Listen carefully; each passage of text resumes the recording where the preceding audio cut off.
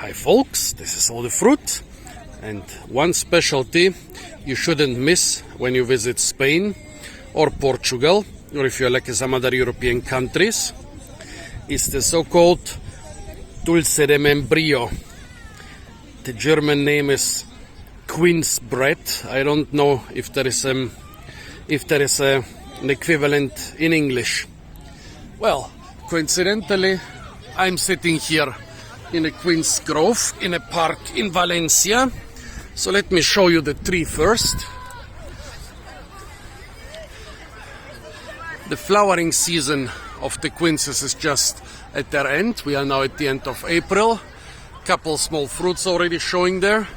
The leaves, the very hairy leaves are a signature feature of the quinces. So are the very hairy fruits, and so is the stem, which is usually, or the bark is usually flaking off in big flakes. Well, the quince is one of those old rosaceous fruits which was cultivated a lot in the past and is still cultivated in some areas, but has fallen out of favor in others. It was cultivated about 4,000 years in the Eastern Caucasus and Transcaucasia. However, we don't know exactly where, because like with so many useful fruit trees, we don't actually know what populations are really native and what have been introduced from old cultivation.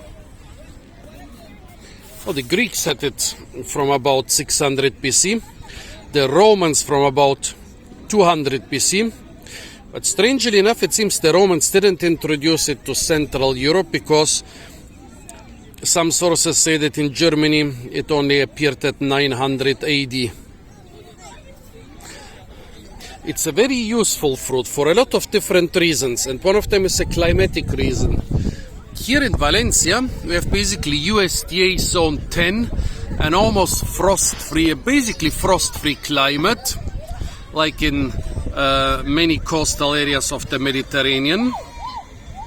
And also we have a similar climate in old centers of civilization like Mesopotamia and Egypt. And the very similar apple doesn't do very well in such climates. Like on the subtropical Canary Islands, the apples are more a mountain species. In Arizona, I've also seen it mostly in the mountains. In southern Portugal, I talked to an agricultural station which had a traditional apple collection, and they are moving it also into the mountains. In Malta, apples don't grow very well because the winters are not cold enough. Apples need a lot of chill in winter. Quinces don't. That's why they are quite popular in warmer areas. Basically, everything you do with an apple, you can do with a quince. However, most varieties from Central Europe are not made for fresh consumption. They are mostly used in preserves. And in Germany, there are not many commercial quince products anymore. A lot of people still have the trees in the garden and make jam and stuff from them, but you don't find many quince products in the supermarkets. That's why I'm happy that in Spain this is still kind of a mainstream food. By the way, quince jam is very popular, and actually, well, in English, or especially in British English, the word marmalade is only being used for jam made from oranges. But in most other countries, marmelada or marmelade or some other version of this means all kinds of jam. And this word comes from marmelos, the old name for quince. Why? Because quinces contain so much pectin that even if you make a jam from something else, let's say from blackberries, and you mix in some quinces or some quince pectin or some quince product, it will congeal into jam. Nowadays, the quince production is concentrated mostly in Asia, with Turkey being the biggest producer in the world, but Spain is still producing a significant amount. And even in desert areas in southeastern Spain, one of the last trees surviving in abandoned gardens without watering, I saw, was usually the quince. Not so much in the hottest coastal areas, but in inland desert areas. So quinces are very rich in pectin. That's very important for this recipe. Like, just until a couple decades ago, jams and other preserves were usually made in a much drier form than now, if people could do this. Like, I have an old Bulgarian cookbook from the 50s or 60s, and very strange, they talk about jams from all different common fruits in Bulgaria, but the recipes are not for making them in jars. No, the recipes are made for making them in wooden boxes and covering them with pergament paper. Of course, you cannot do this with most modern jams, which are very liquid.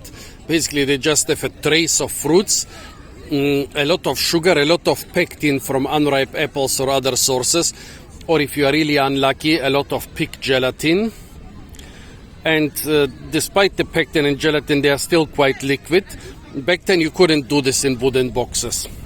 But one thing you could do in wooden boxes is this thing, the Dulce de Membrillo. Even nowadays, it's not being sold in jars, but in flat plastic containers. Not only in plastic containers, I've also seen it sold wrapped in plastic or in pergament paper, or even completely unwrapped on the markets. This is a more commercial version, sold in a plastic container. It's a little bit more liquid. However, I've carried this around for almost a week, and it was on several quite hardcore hikes with me. It didn't lose its shape at all. It's still at the bottom of the container, and the top part is full of air. Let's try it. It has a lot more structure than your typical modern jam, what modern people are usually used to. Come on, focus. Yeah, this is due to the high pectin content. Also, there are lots of I forgot to mention the most important feature of the quinces. They are so aromatic, much more aromatic than any apple. Delicious. And it's not exactly like eating jam. This is a lot more concentrated than jam. And as I said, this is basically the most diluted version.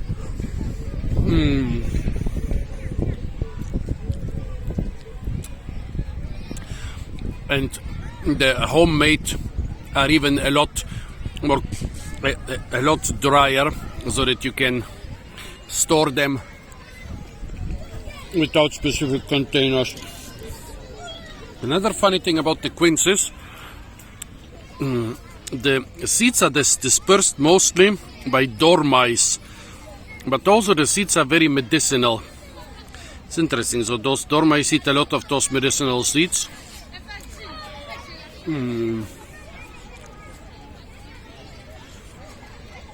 Another funny fact is that in southern areas, like southern areas of Spain, the really subtropical ones, like Andalusia or the Canary Islands, they also have basically the same product from guavas. Around here in Valencia, I guess, well, you can grow guavas, but they are not a traditional large-scale crop. So how shall I describe this stuff? Incredibly sweet. I mean, would have to edit.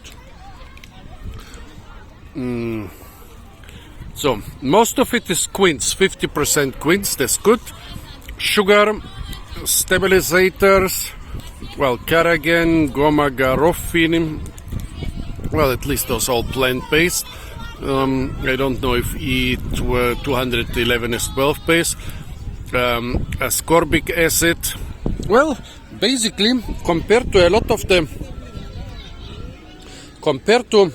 of products in Western supermarkets, the list of contents is quite short.